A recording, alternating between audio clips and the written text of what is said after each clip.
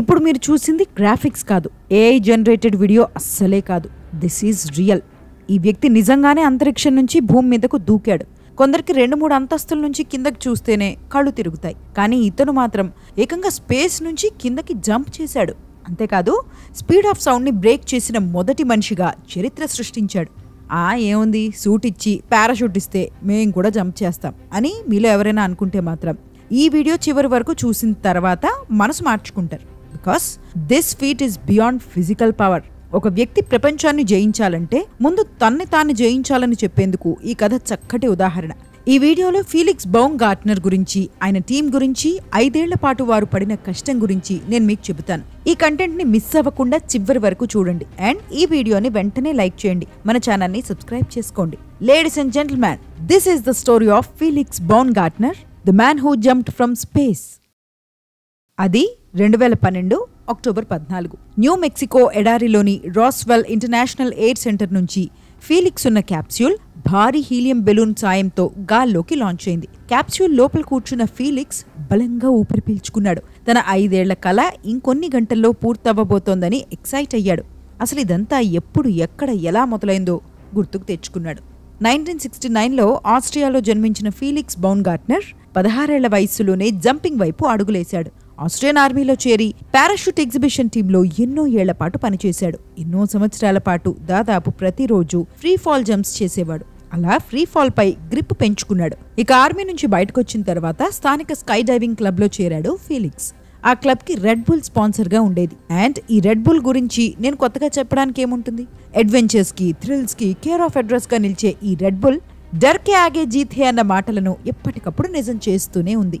Free falls తర్వాత 1996లో base jumping వైపు వెళ్లాడు ఫీలిక్స్. ఈ carefree, extremely dangerous sports పై కొన్ని రోజుల్లోనే మనసు పారేసుకున్నాడు.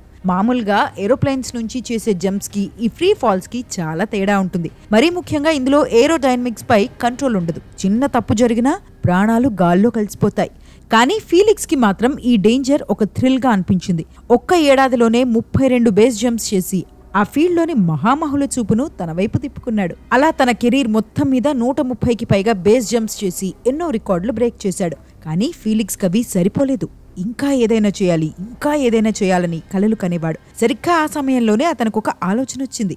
ఇంతలో క్యాప్సూల్లో ఉన్న ఫీలిక్స్ కి కింద రోజ్వెల్ ఇంటర్నేషనల్ ఎయిర్ సెంటర్ నుంచి మాటలు వినిపించాయి. ఫీలిక్స్, ఇప్పుడు నువ్వు 30,000 అడుగుల ఎత్తులో ఉన్నావు, గంటకు 100 మైళ్ల వేగంతో వెళుతున్నావు అని కామ్స్ నుంచి జోసెఫ్ కిట్టింగర్ చెప్పారు. Copy that, everything is fine అంటూ జోసెఫ్ కిట్టింగర్తో తన 5 ఏళ్ల ప్రయాణాన్ని ఫీలిక్స్ గుర్తు చేసుకున్నాడు.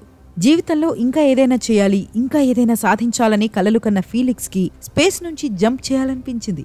He started working on it. Red Bull ద్వారా తనకి ముందే పరిచయం ఉన్న థామ్సన్ ని వెంటనే సంప్రదించాడు. స్పేస్ నుంచి స్కైడైవ్ చేయొచ్చా, కనీసం స్ట్రాటోస్పియర్ నుంచి సూపర్ సోనిక్ స్పీడ్లో కిందకు రావచ్చా అని అడిగాడు. ఆ మాటలు విన్న థామ్సన్ మొదట్లో కాస్త షాక్ అయినా ఫీలిక్స్ ట్రాక్ రికార్డ్ తెలుసు కాబట్టి అతను ఎంత సీరియస్ గా ఉన్నాడో అర్థమైంది. Let me find a solution అని థామ్సన్ పనిలో పడ్డాడు. కొన్ని రోజుల తర్వాత ఫీలిక్స్, థామ్సన్లు ఆస్ట్రియా నుంచి ఫ్లోరిడాకి వెళ్లి 84 ఏళ్ల జోసెఫ్ కిట్టింగర్ ని కలిశారు. ఈ కిట్టింగర్ మామూలు వ్యక్తి కాదు. ఈ ఫైటర్ పైలట్ 1960లోనే 1,02,800 అడుగుల ఎత్తు నుంచి జంప్ చేసి వరల్డ్ రికార్డ్ సృష్టించాడు. కిట్టింగర్ ఎక్స్పీరియన్స్ చాలా వాల్యుబుల్ అని ఆ ఇద్దరికీ తెలిసి తమ ప్రాజెక్టులో చేరాలని కోరారు. కిట్టింగర్ ఒప్పుకున్నారు. బట్ అంతరిక్షం నుంచి జంప్ అంటే మాటలు కాదు, చాలా టీం ఉండాలి, చాలా డబ్బు ఖర్చు చేయాలి. అండ్ సాధారణంగా అంతరిక్షం నుంచి జంప్ చేస్తానని ఎవరికైనా చెబితే పిచ్చి పట్టిందేంటి అని అంటారు. కానీ ఇలాంటి నెవర్ బిఫోర్ అడ్వెంచరస్ ప్రాజెక్ట్స్ చేపట్టడం ఒక్క రెడ్ బుల్ కి సాధ్యం. ఫీలిక్స్ ప్రపోజల్ ని రెడ్ బుల్ వెంటనే ఆమోదించింది. అలా ఈ మిషన్ రెడ్ బుల్ స్ట్రాటోస్ గా మారింది. కొంతకాలానికే ఈ 3 సభ్యుల టీం 300 మందికి పెరిగింది. ప్రతిదీ స్క్రాచ్ నుంచి బిల్డ్ చేశారు. వాస్తవానికి ప్రతిదీ సమస్యగానే ఉండేది. ఒక ఇష్యూని సాల్వ్ చేద్దామని కూర్చుంటే ఇంకో 4 సమస్యలు వచ్చి పడేవి. But Red Bull Stratos team would never give up, no matter what. ఇంతలో క్యాప్సూల్లో ఉన్న ఫీలిక్స్ మళ్లీ రియాలిటీలోకి వచ్చాడు. అప్పటికే ఆ క్యాప్సూల్ దాదాపు 70,000 అడుగుల ఎత్తు చేరింది. కానీ ఫీలిక్స్ లో ఏదో అనీజీనెస్. తన హెల్మెట్ విజర్లో సమస్య ఉన్నట్టు గుర్తించాడు. హై ఆల్టిట్యూడ్ నుంచి జంప్ చేస్తున్నప్పుడు విజిబిలిటీ లిమిటెడ్ గా ఉంటుంది. హెల్మెట్ స్క్రీన్ ఫాగ్ అయిపోతుంది. అలా జరగకుండా ఉండేందుకు హెల్మెట్ ని ఎలక్ట్రిక్ గా హీట్ చేస్తారు. కానీ ఊపిరి పీల్చుకుంటున్నప్పుడు స్క్రీన్ ఫాగ్ అవ్వడాన్ని గమనించిన ఫీలిక్స్ హీటింగ్ సిస్టమ్ ఫెయిల్ అయిందనుకున్నాడు. హెల్మెట్ హీట్ అవ్వట్లేదని బేస్లో ఉన్న తన టీంని అలర్ట్ చేశాడు.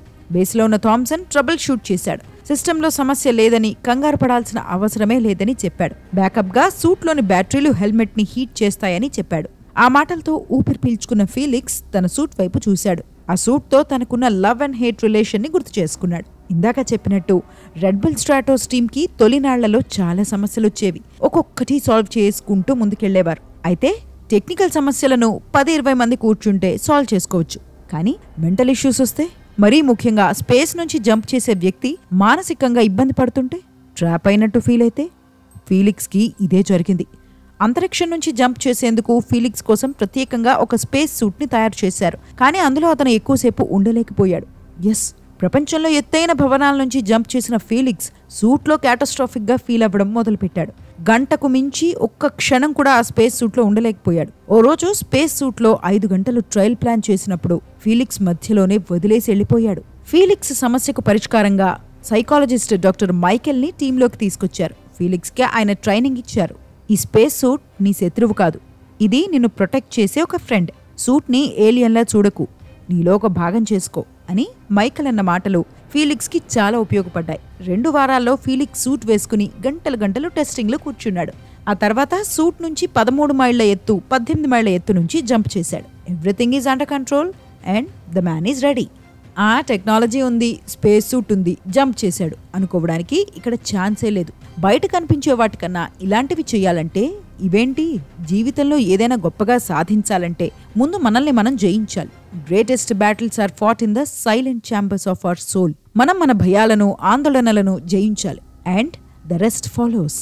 అటు Red Bull Stratos mission launch date ని 2012 అక్టోబర్ 14గా ఫిక్స్ చేశారు. స్క్రాచ్ నుంచి లాంచ్ డేట్ వరకు ఈ మిషన్ పూర్తవడానికి 5 ఏళ్ల సమయం పట్టింది.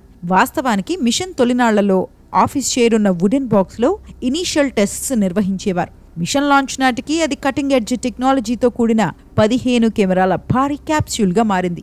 ఈ క్యాప్సూల్లోనే హీలియం బెలూన్ సాయంతో అక్టోబర్ 14న ఫీలిక్స్ స్పేస్ జర్నీ మొదలైంది.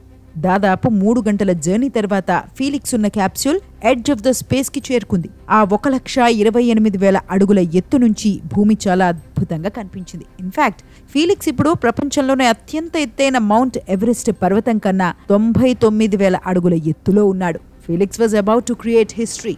ఫీలిక్స్ జంప్ కి సమయం ఆసన్నమైంది. కింద బేస్లో ఉన్న టీం చెక్ లిస్ట్ ని టిక్ చేయడం మొదలుపెట్టింది. అన్నీ సరిగ్గా ఉన్నాయని నిర్ధారించుకున్న తర్వాత you are ready to go అని ఫీలిక్స్ కి సిగ్నల్ ఇచ్చింది.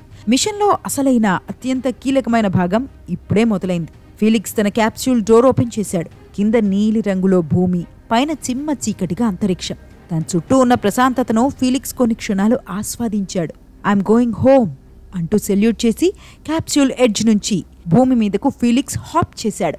ఫీలిక్స్ స్పేస్ సూట్కున్న 5 కెమెరాలు ఇన్స్టెంట్ గా యాక్టివేట్ అయ్యాయి. కింద బేస్లోని రెడ్ బుల్ టీంతో పాటు యూట్యూబ్ లైవ్ ద్వారా ఆ దృశ్యాలను చూస్తున్న కోట్లాది మంది ప్రజలు థ్రిల్ అయ్యారు, షాక్ అయ్యారు. నెక్స్ట్ ఏంటి అని టెన్షన్ పడ్డారు. ఫీలిక్స్ ఫ్రీ ఫాల్ మొదలైన 20 సెకండ్లకు గంటకు 450 మైళ్ల వేగంతో 1,15,000 అడుగులకు పడ్డాడు. అక్కడి నుంచి 8 సెకండ్ల తర్వాత ఆ స్పీడ్ గంటకు 600 మైళ్లకు చేరింది. అప్పుడే ఫీలిక్స్ బాడీ స్పిన్ అవ్వడం మొదలైంది. 34 సెకండ్ల ఫాల్ తర్వాత ఫీలిక్స్ 1,09,700 అడుగులకు పడిపోయాడు. అది కూడా సూపర్ సోనిక్ స్పీడ్తో. అలా స్పీడ్ ఆఫ్ సౌండ్ గా పిలిచే మాక్ 1ని బ్రేక్ చేసిన తొలి మనిషిగా చరిత్ర సృష్టించాడు. ఆ సమయంలో కిందున్న వారికి సాఫ్ట్ సోనిక్ బూమ్ సౌండ్ వినిపించింది. అయితే ఫీలిక్స్ స్పిన్ అవ్వడం ఇంకా ఎక్కువైంది. సెకండ్కు ఒకసారి ఫీలిక్స్ బాడీ స్పిన్ అవుతూ వచ్చింది. ఈ పరిస్థితిలో ఎంత తొందరగా కిందకు దిగితే అంత మంచిది. అయితే ఆ స్పిన్స్ అవుట్ ఆఫ్ కంట్రోల్ అవ్వకుండానే ఫీలిక్స్ గంటకు 844 మైళ్ల వేగంతో 91,316 అడుగుల వద్దకు వచ్చేశాడు. అది మాక్ 1.25. 14 సెకండ్ల తర్వాత 75,300 ఫీట్కి డిసెంట్ అయ్యాడు. స్పిన్ కంట్రోల్లోకి వచ్చింది. చివరికి స్పేస్ జంప్లో భాగంగా అంతరిక్షం నుంచి 1,19,400 అడుగుల నుంచి కిందకు దిగిన 4 నిమిషాల 19 సెకండ్ల తర్వాత ఫీలిక్స్ పారాషూట్ స్మూత్ గా ఓపెన్ అయింది. Felix created history. Felix land అయ్యేందుకు కింద భూమి మీద అన్ని ఏర్పాట్లు జరిగాయి. తన ల్యాండింగ్ పాయింట్ వద్ద వెలిగించిన స్మోక్ ఫ్లేర్ ని చూసిన ఫీలిక్స్ పారాషూట్ ని అటువైపు డైరెక్ట్ చేశాడు. కొన్ని సెకండ్లకే భూమి మీద సేఫ్ గా ల్యాండ్ అయ్యాడు. విక్టరీ సింబల్ ని చూపిస్తూ తన రికార్డ్ ని సెలబ్రేట్ చేసుకుంటున్న ఫీలిక్స్ కి అతని టీం హెల్త్ చెకప్ చేసింది. ఆ తర్వాత అతన్ని హెలికాప్టర్ వచ్చి బేస్ కి తీసుకెళ్లింది. ఫీలిక్స్ ఫ్రీ ఫాల్ కి సంబంధించిన దృశ్యాలు సోషల్ మీడియాలో ఇన్స్టెంట్ గా వైరల్ అయ్యాయి. ప్రపంచం మొత్తం ఈ ఫీట్ గురించి మాట్లాడుకుంది. ఫీలిక్స్ అతని టీంపై ప్రశంసల వర్షం కురిపించింది. కొంతకాలం తర్వాత మీడియాకి ఫీలిక్స్ ఇంటర్వ్యూ ఇచ్చాడు. రికార్డులు బ్రేక్ చేసి కింద ల్యాండ్ అయిన సమయంలో తనకు సంతోషం కన్నా ఎట్టకేలకు ఫ్రీడమ్ దొరికిందన్న ఫీలింగ్ ఎక్కువగా అనిపించిందని చెప్పాడు. 5 ఏళ్ల పాటు ఏదో జైల్లో గడిపిన భావన ఉండేదని, కానీ ఫ్రీ ఫాల్ తర్వాత నేలను తాకినప్పుడు మొత్తానికి తన స్వేచ్ఛ లభించినట్టు అనిపించిందని చెప్పుకొచ్చాడు. ఒక్కోసారి సక్సెస్ కి టైం పట్టొచ్చు. ఆ ప్రాసెస్ చాలా లెంతీగా, సఫోకేటింగ్ గా ఉండొచ్చు. వాటన్నిటినీ జయించి ముందుకెళ్లిన వాడే లైఫ్ లో విన్నర్ అవుతాడు. ఫీలిక్స్ లా రికార్డులు బ్రేక్ చేయగలుగుతాడు. అంతే కదా. సో ఇది ఫ్రెండ్స్ ఇవాల్టి వీడియో. డేర్ డెవిల్ ఫీలిక్స్ బౌమ్గార్ట్నర్ పై చేసిన ఈ కంటెంట్ మీకు నచ్చిందని ఆశిస్తున్నాను. నచ్చితే ఈ వీడియోని వెంటనే లైక్ చేయండి, మన ఛానల్ని సబ్స్క్రైబ్ చేసుకోండి. అండ్ ఫీలిక్స్ చేసిన మోస్ట్ డేంజరస్ స్టంట్ మీద మీ ఒపీనియన్ కామెంట్ చేయండి. మీకు ఛాన్స్ వస్తే అంతరిక్షం నుంచి కిందకి జంప్ చేస్తారా? కామెంట్ చేసి చెప్పండి. More exciting videos coming up. Stay tuned.